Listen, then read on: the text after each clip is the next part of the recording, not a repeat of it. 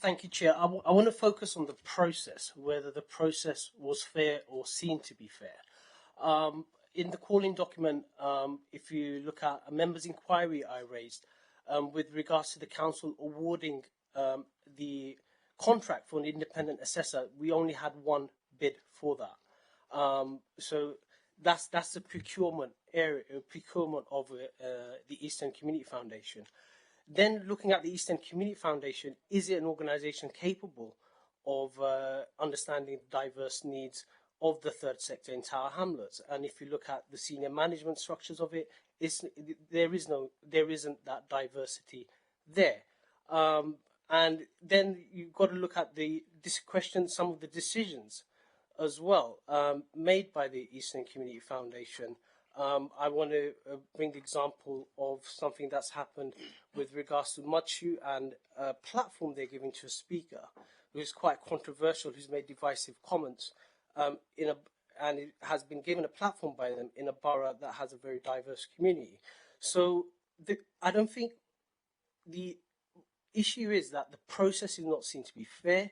The evidence that we've gathered, it shows that the process is not fair. It shows that the Eastern Community Foundation is not a suitable assessor, and questions need to be raised for that. And that's why we're asking for more time to look into these decisions and not rush it, because at the end of the day, the process has to be fair and seen to be fair.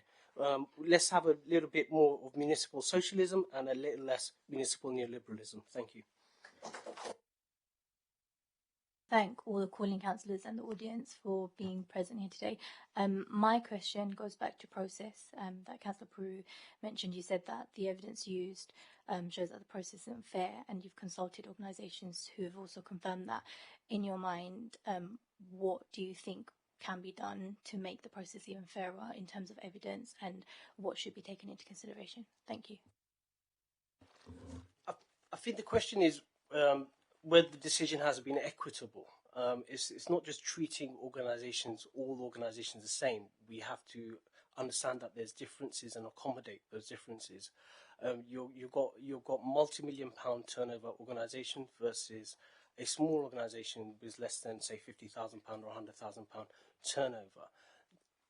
It hasn't been. I don't think the process has been fair.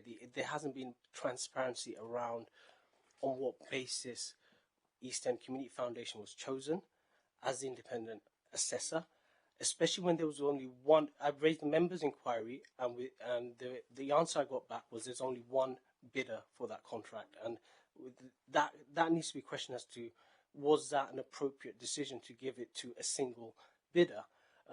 Second thing is looking at the organisation. Most of the senior management are non-BAME.